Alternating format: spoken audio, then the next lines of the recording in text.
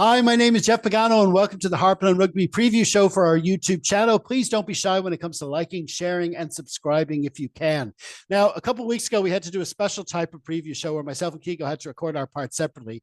As you can see, we'll have to do something similar this week, only I'm flying solo now, as it were. So let's just crack on, Willie, to our feature match of the week, which is, of course, Leinster v Glasgow in the quarterfinals of the 24-25 Investec Champions Cup. It's taking place at the Aviva Stadium on Friday, April 11th, kicking off at 8 p.m. Irish time with TV coverage on RTE2, Premier Sports 1. Before we move on, I want to give a quick shout out to regular Harpin contributor Connor Cronin, who posted this fact in the Harpin WhatsApp group Friday morning. He says, "Did you know that if you exclude the final versus Ulster and the round of 16, because it's pointless," that's him editorializing there, but I suppose we can't argue, we've only played domestic opposition in the Heineken Cup at knockout level 6 times before tonight. Friday night's game against Glasgow.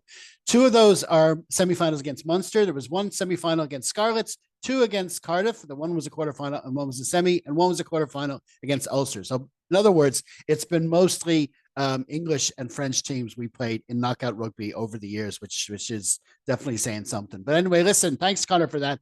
The teams for Friday night's game were named at lunchtime on Thursday. If you're watching on YouTube, it should be right there on the screen. Or if you're tuning into the podcast version, you'll find it in the program notes. Now, during the week on our 80 plus column, I had my usual go at predicting the team. And I think most of the Leinster faithful kind of expected to be pretty much more of the same from last week against Harlequins. But in the end, there was a good bit of tinkering throughout the 23, possibly to do with the 6-day turnaround. Let's start with the back three.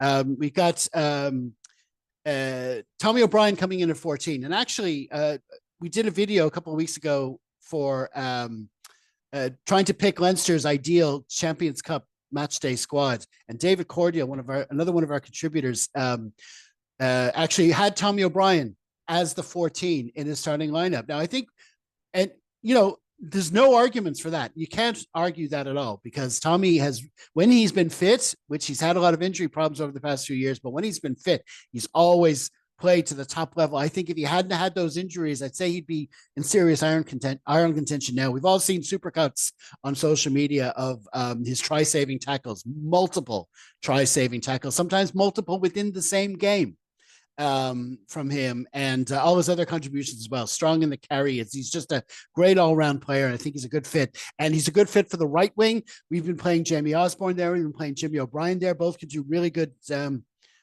shots there. They're good shouts for the wing there. But I think Tommy was really, there's no complaints about him being there today. And with him and Hugo, of course, at fullback, and James Lowe on the other wing. Now, when it comes to replacements for them, I'm thinking, Gary Ringrose is playing in the wing. We'll talk about him in the center. Jordy Barrett can play fullback. We don't have a recognized back three player or utility player on the bench, but I think that there is flexibility there. I think some of our centers can shift around. Hopefully it doesn't come to that. Okay, in the center, we start with Gary Ringrose and Jordy Barrett, and with Robbie Henshaw on the bench. I mean, listen, if you're going to have 3 centers to pick from, what a decision to have to make. You could literally have any combination of those 3 players in any jersey, and you'll have a world-class center pairing. Ringrose and Henshaw have played together. I think they're the fulcrum of our defensive system. So it made sense that they were starting last week, and of course, we all know what happened. It was there was a big duck egg on the Harlequins side of the scoreboard. But of course, you leave Jordy Barrett on the bench. So with the 6-day turnaround, it makes sense to give Robbie a rest. Robbie is actually the only Leinster player who has played all 400 minutes of Leinster's Champion Cup matches this season. So it makes sense to give him a break this time, but he's some guy to bring on. I mean, it's no complaints about our center pairing. And as you'll see later on, I think this could be key to how the game goes. Halfbacks, Sam and Whiskey and Sam, whatever you want to call them.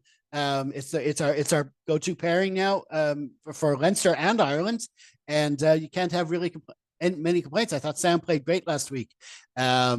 I mean, we all know the opposition wasn't great, and they kind of probably given up early, but his confidence is growing with every appearance, and you see the full range of what he can do.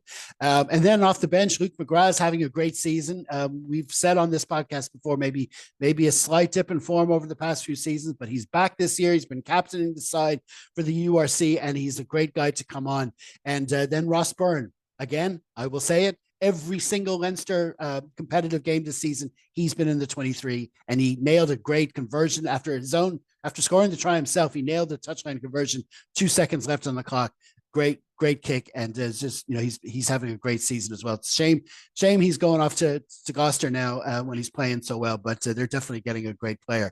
Okay, into the pack now. The front row: Cian Healy, Ronan Kelleher, and Tadhg Furlong. Totally different to last week. Last week we started with Porter, Sheehan, and Slimani, and it's a totally different front row, but still great to see Ronan back. Great to see Tadhg back starting. Great to see Church back starting as well. I mean, that's a quality front row right there. On the bench, of course, now you're going to release Dan Sheehan, Andrew Porter, and Slimani from the bench. The starting three from last week. It's just this is obviously a rotation thing. 6-day turnaround, not being minding the minutes makes perfect sense.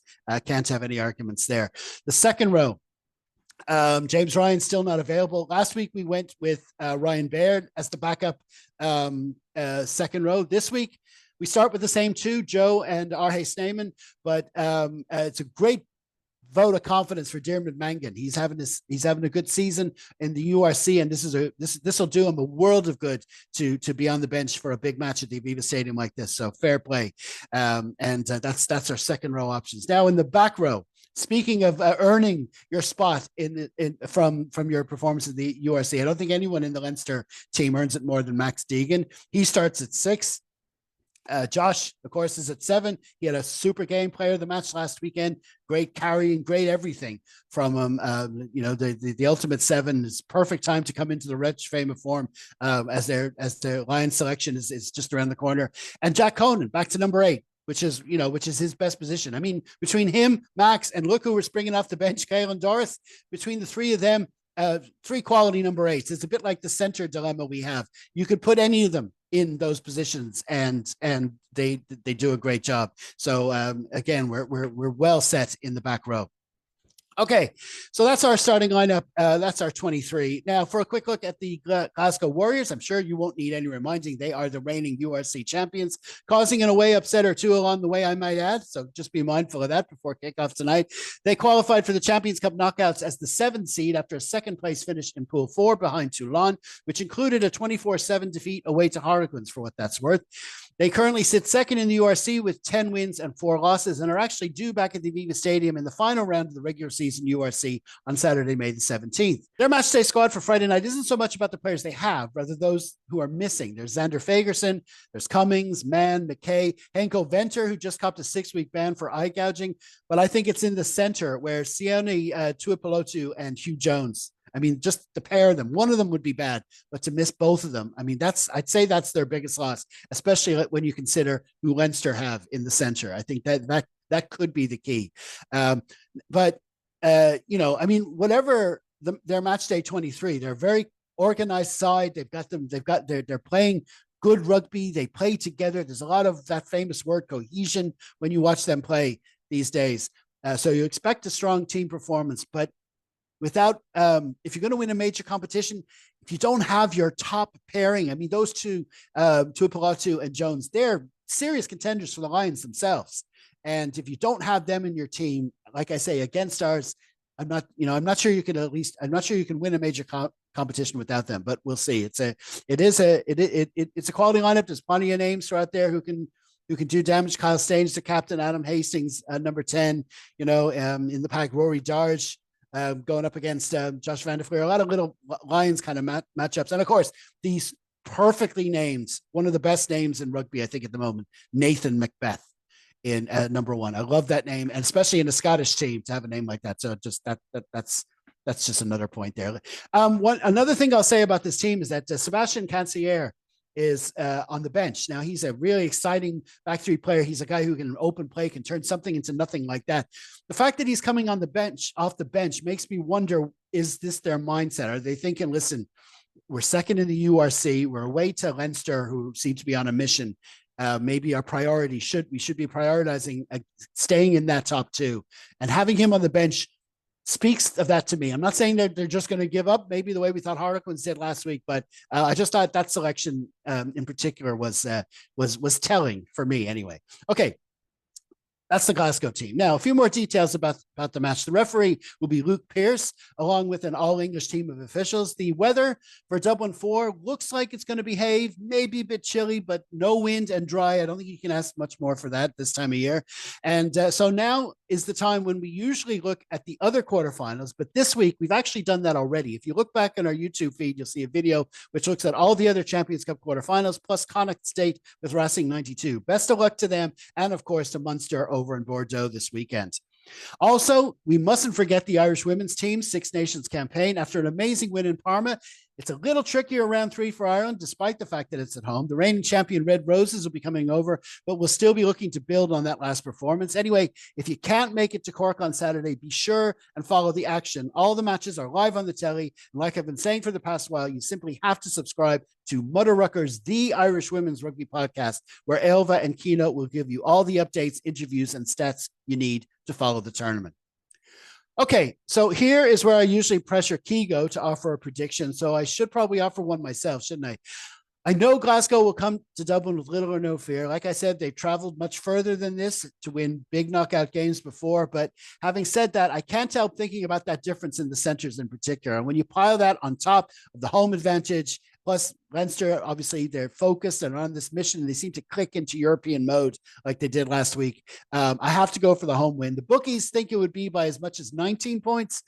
I might go a little more conservative and say Leinster to win by 10 or 12 points. I'd be happy enough with that. Listen, thanks to you for tuning into our preview. Apologies again for the altered format. Please do leave your thoughts on our Facebook page after the full-time whistle, and we should be back to normal with our Rap Pod recording on Sunday evening. In the meantime, stay safe, everyone.